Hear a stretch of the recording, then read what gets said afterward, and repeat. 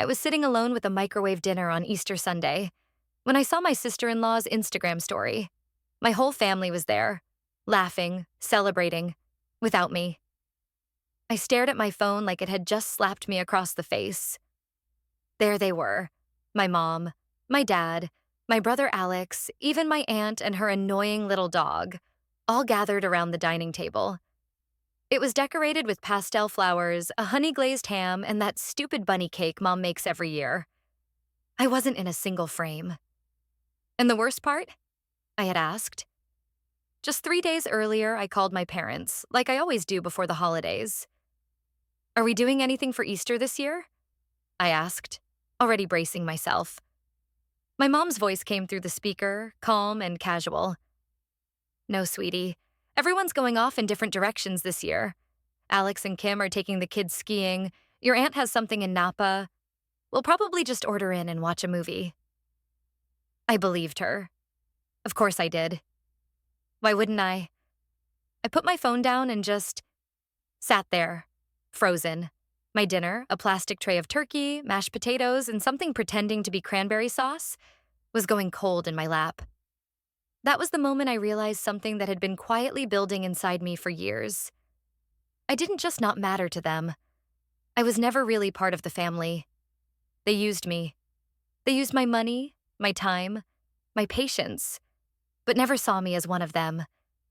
I was just the reliable one, the successful one, the one who doesn't have kids or a husband. So obviously I had nothing better to do than be their personal emergency fund. I paid my parents' property taxes last year. I covered half of Alex's dental surgery bill because insurance didn't cover the crown. I sent money to my cousin when her car broke down and even paid for my aunt's prescription meds when her Medicare ran out. Thousands of dollars. Gone. But I wasn't worth a seat at the Easter table. My chest was tight. Not from sadness, at least not just that. It was rage. Pure, bitter rage. How long had this been going on behind my back? How many other family events had they conveniently forgotten to invite me to? How many fake excuses had I swallowed, thinking I was just overreacting? I wanted to scream. But instead, I smiled. Because suddenly, something inside me clicked. A line had been crossed. And they had no idea what was coming. They thought I'd keep paying their bills anyway. But this time, I made them pay. You probably think I'm overreacting. That maybe it was just a misunderstanding. Maybe they forgot to tell me, or maybe plans changed at the last minute. This wasn't a one-time thing. It was the final straw in a lifetime of being quietly pushed to the edge. My name is Rachel. I'm 36, I live in Seattle, and I work as a data analyst at a mid-sized tech company. It's not glamorous, but it pays well. I've got my own condo, my own car, and no roommates. Not because I'm antisocial, but because peace and quiet are luxuries I worked damn hard to earn. Growing up, I was always the weird one in my family. You know the type. Quiet, bookish, always tinkering with computers or buried in a fantasy novel while the rest of the kids played soccer or danced around the living room. My brother Alex was the golden child, captain of the football team, prom king, Mr. Charisma. My parents worshipped the ground he walked on. And then there was me, their socially awkward daughter who got straight A's but didn't smile enough. They never said it out loud, but I knew they didn't really get me. I wasn't emotional or needy, so they assumed I didn't need anything. Not affection, not encouragement, not love. Just someone to do the dishes and help with the Wi-Fi when it acts up. And I helped. I always helped. I put myself through college with scholarships and side gigs, while Alex burned through 3 majors and still needed my parents to co-sign his loans. Years later, when Mom and Dad fell behind on their mortgage after Dad's back surgery, guess who wrote the check? Not Alex, me. When my cousin Jenna's car broke down last winter, I sent her $800 through Venmo. When Aunt Linda's insurance lapsed and she needed medication, I covered it without hesitation. My brother's twin boys? I paid for their STEM summer camp. Every time someone had a small emergency, Rachel had their back. And I never asked for anything in return, except maybe just a little bit of inclusion, a seat at the table, a text even when the family got together for Sunday BBQs or birthday brunches. But that rarely came. It was subtle at first. I'd see pictures on Facebook, gatherings I hadn't heard about. "Oh, it was just something small," Mom would say when I asked. "We didn't want to bother you. You're always so busy." Busy? Number just forgotten. So yeah, I was used to being left out. But Easter hit differently. Maybe it was the lie. Maybe it was how casually they'd told me there wasn't going to be a celebration, that everyone was going away. They lied to my face. 3 days before Easter, I called my mom while walking home from work. I even remember the exact moment. I had just passed the cherry blossom trees on Mercer Street. The air smelled like spring, and I felt hopeful. Like maybe, for once, I'd be included. "Hey, Mom," I said. "What's the plan for Easter? Should I bring anything?" She hesitated, just for a second. Then, "Oh, honey, we're not doing anything this year. Everyone's traveling. Kim and Alex are taking the kids up to Whistler, and your dad and I just want to relax. Maybe watch a movie. You should do something nice for yourself." Something nice for myself, so I did what I always do. I smiled and said, "Okay, sounds good." Then I went to Trader Joe's and bought a heat-and-serve turkey dinner, a bottle of mid-priced Pinot Noir, and a chocolate bunny I didn't even want. I tried to make it feel special. Lit a candle. Put on a comedy special on Netflix. I even wore one of those cozy sweaters I save for real occasions. But it didn't feel special. It felt pathetic. I was sitting cross-legged on the couch, poking at a pile of dry mashed potatoes, when my phone buzzed. Instagram notification. Kim added to her story. I wasn't even thinking. Just tapped out of instinct. And there it was. The table. The cake. My family. They were all there. Even the people who supposedly had plans. Kim's voice laughed in the background as she panned the camera across the room. My dad was carving ham. Alex and the boys were wearing matching pastel shirts. My mom was holding someone's baby. And I wasn't even mentioned. I watched it 3 times before it sank in. Before my hands stopped shaking. Before the rage took hold and pushed the sadness aside like a crashing wave. I wasn't just left out. I was lied to. And that lie tore through years of quiet tolerance, of convincing myself that maybe I was just too sensitive or too busy or too distant. Number they never wanted me there. Not really. Not unless they needed something. A check, a favor, a solution. I was a convenience. And suddenly something deep inside me woke up. Not the good part. The forgiving, understanding, don't make a scene part. The part I had buried for too long. The part that finally whispered, "No more." I didn't sleep that night. I kept replaying that Instagram story in my head, like some kind of emotional torture loop. My family. My entire family. Laughing, eating, drinking. My mom wearing the same floral blouse she wore the year before. My dad carving that ham like he always did. Kim showing off her new table runner like she was hosting the damn Oscars. I lay in bed, my jaw clenched so hard I thought I'd break a molar. It wasn't just the exclusion. It was the insult. The lie. They could have said, "We don't want you here." They could have said, "You make things awkward." Hell, they could have said anything, and it would have been better than lying to my face and pretending Easter wasn't happening. But they didn't even think I'd find out. They underestimated me. The next morning, I sat at my kitchen table staring into my coffee like it owed me answers. And I started remembering, not just the Instagram story, but the history. The $12,000 I gave my parents for their roof repair last spring.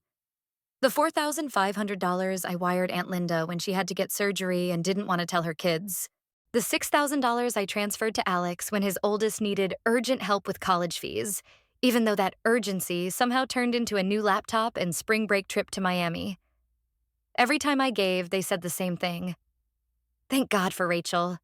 She's got that tech money. You're so lucky not to have kids. We're drowning over here. You're just better with money than the rest of us. No, thank you.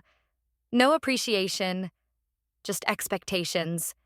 And I played right into it, year after year, because I thought maybe buying my place at the table was better than having no seat at all. That morning, I opened Venmo, and I started cutting ties. First, I blocked every single one of them: Mom, Dad, Alex, Jenna, Aunt Linda, even the cousin I hadn't spoken to in 3 years but still managed to send me a request every time her rent was due. Then I went into my bank account and canceled the auto payment on my parents' utility bills, cut the recurring tuition transfer I'd set up for my nephew, deleted the emergency-only shared credit card I'd given my mom for just in case. Click. Gone. Click. Done. It was almost peaceful.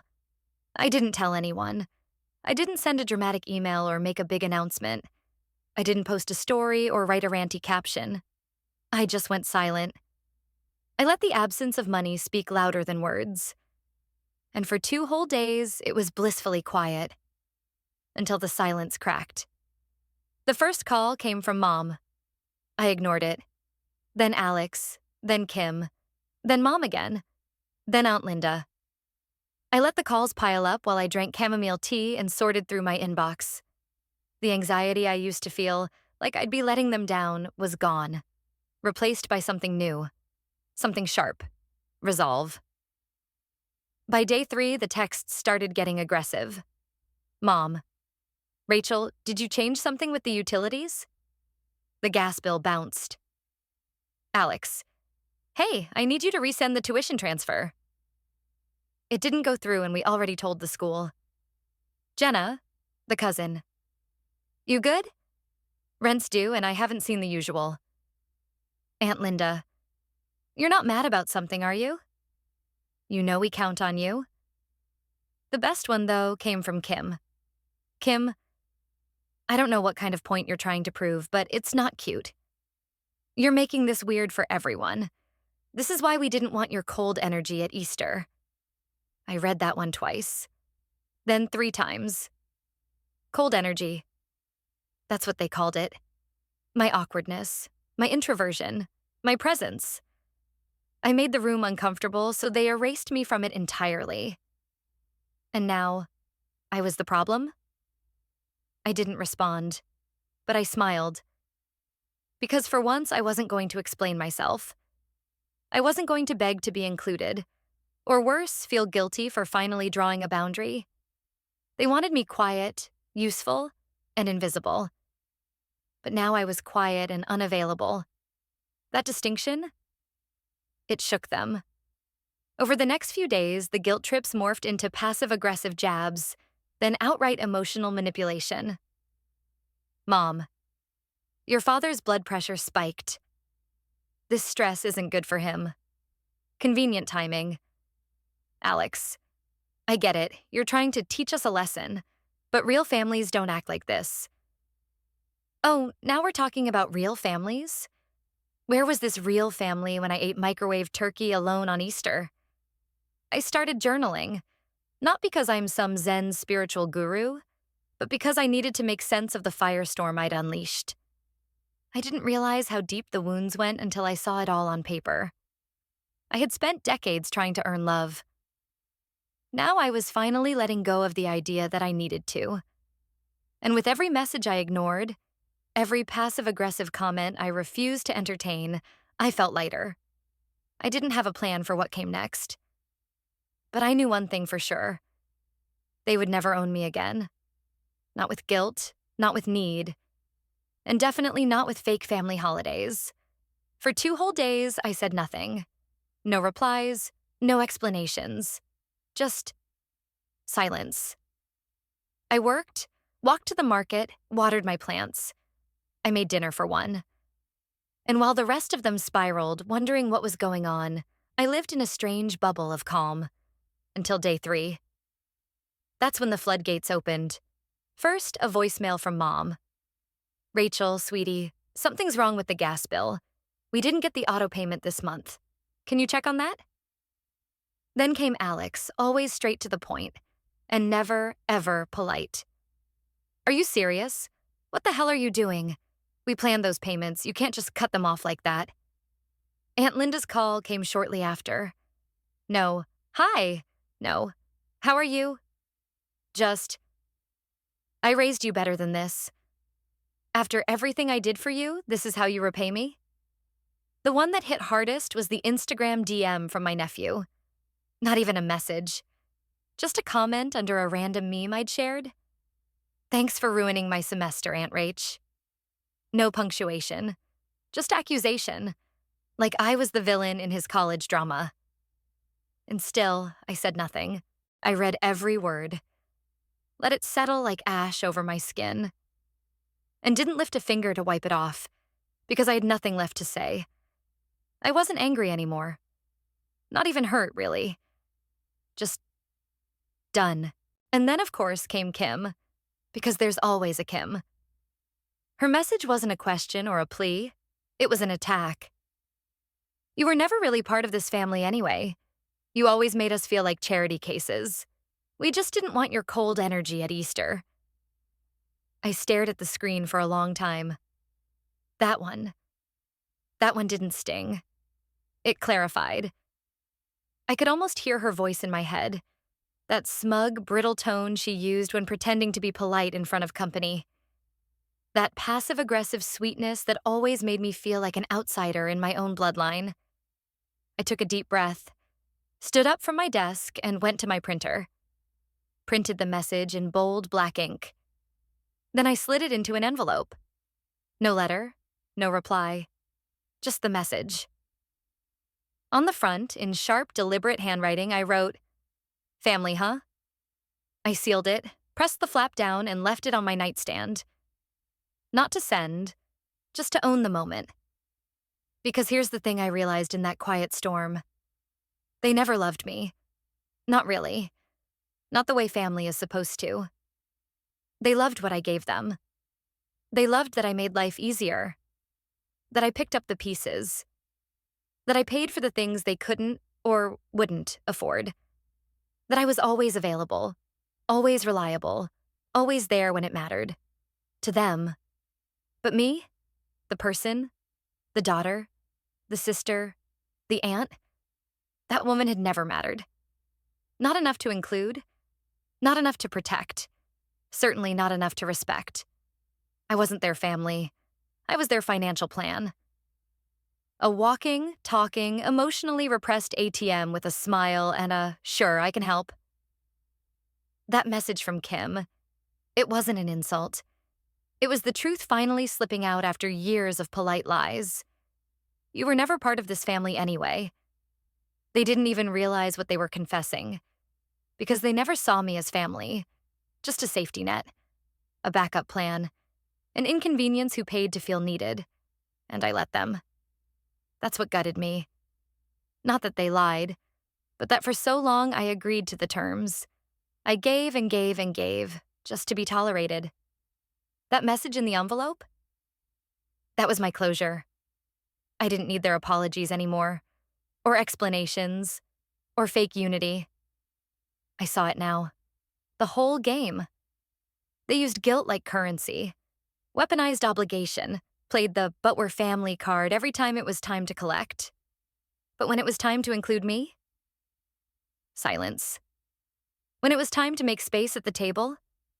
Lies. When it was time to act like I mattered? Nothing. They thought I wouldn't notice. That I was too desperate to belong. That I'd always forgive, always fund, always smile and nod like the good, grateful Rachel they'd trained me to be. But this time, they played themselves. Because the moment I stopped paying, everything fell apart. And that told me everything I needed to know. I had stayed quiet long enough. And while silence was powerful, it was time for something louder. I opened my phone, went to Instagram, and created a story. Not for drama, not for revenge, but for truth. Slide 1, a screenshot of Kim's message. You were never really part of this family anyway. You always made us feel like charity cases. We just didn't want your cold energy at Easter. Slide 2, A grid of photos, actual receipts, screenshots of Venmo transfers, copies of tuition payments, a bill for Aunt Linda's surgery with my bank statement attached. $800 here, $4,500 there, $12,000, $6,000, a few hundred for Jenna's rent, hundreds more for utilities, all tagged paid by me. Slide 3, a simple black background with white text. Family isn't who takes from you, it's who stands with you. I hit post and put the phone down. It took all of 5 minutes before the notifications started rolling in. Not from my family, though. No, they stayed silent. At least for now. But friends, coworkers, even distant acquaintances, they showed up. Messages poured in. Thank you for posting this. This hit me so hard. I've been through the same. You were right to walk away. You deserve better. One message stood out. From a woman I hadn't spoken to since college. I always thought you had the perfect family. Thank you for being honest. I needed this more than you know. It cracked something open inside me. Because I had thought the same for years. I had told myself the lie over and over, that maybe I was just the broken piece. The one who couldn't fit. But I wasn't broken. I was just done pretending. More stories came in. People telling me how they were used by family, manipulated, guilt-tripped, expected to pay, stay silent, smile through the pain. It was like lifting the lid off something toxic. Suddenly everyone could breathe. And with every message I read, I felt lighter. But of course, my family eventually saw it. Mom called. I didn't answer. Then a text. Rachel, take that down, please. This is humiliating. I left it unread. Alex tried calling from a different number. No luck. Jenna DM'd me. Wow. So now you're out here blasting the fam like we're trash? You're the one who turned your back on us. And finally came the call I knew was coming. My mother. One last time. I almost didn't pick up. But something in me said, no. This one? I'll answer. I hit the green button. Her voice came through the line, sharp and cracking like old glass. You've ruined everything. You've torn this family apart. I took a slow breath, then said the one sentence I'd been carrying in my chest for weeks. I didn't ruin anything. You did that yourselves. I just stopped paying for it. Silence. Then the line went dead. That was the last time I spoke to her. And you know what? I didn't feel guilty. I didn't feel cruel. I felt free. The next day, I booked a one-way ticket to Boston. I texted my old friend Lauren, someone who had never once made me feel small or inconvenient. You still hosting that Friendsgiving this year? She replied within seconds. Yes, get your butt over here. I saved you a seat. For the first time in years, I was going to a holiday dinner without dread in my chest. No pretending, no performance, just being wanted. Before I left, I made one more decision. I started therapy. It was terrifying at first, walking into that office with all my emotional baggage stuffed into invisible suitcases. But after the first session, I cried for 20 minutes straight. And not because I was sad. Because I was finally safe enough to stop holding it all together. My therapist said something that stuck with me. Sometimes love has to be redefined, not as something you chase, but something you deserve. That hit harder than I expected, because I had spent my entire life trying to earn love. Now, I was learning to accept it, from people who offered it freely, not conditionally. In Boston, Lauren met me at the airport with a sign that said, "Rachel freakin' rocks," and a hot chocolate in hand. I laughed so hard I forgot for a moment what sadness even felt like. Her apartment smelled like cinnamon and laughter. I met her friends, who welcomed me like I had always been part of the crew. And on Thanksgiving Day, sitting at a crowded table with mismatched chairs, paper napkins, and too many pies, I felt something new. Belonging. Not forced, not bought. Just there. Someone passed me a bowl of mashed potatoes and said, "You have to try this. It's Lauren's mom's recipe. And I realized I didn't miss my family because the people around me, they were family now. You can't buy love, and you shouldn't try. Sometimes family isn't blood. It's kindness. It's respect. It's people who choose you, not because they need something, but because they care. And sometimes it's just not the people you were born to. If you've ever felt like the outsider in your own family, like you were the ATM, the therapist, the problem solver, the one who gave and gave but never quite belonged, please hear this. You are not alone, and you are not wrong for walking away. Don't let them drain you, emotionally or financially. You matter. Your peace matters. And love? Real love doesn't come with invoices. If this story hit home, subscribe and share it with someone who needs to hear it. Let's talk in the comments, because your story matters too. Your voice matters. Always.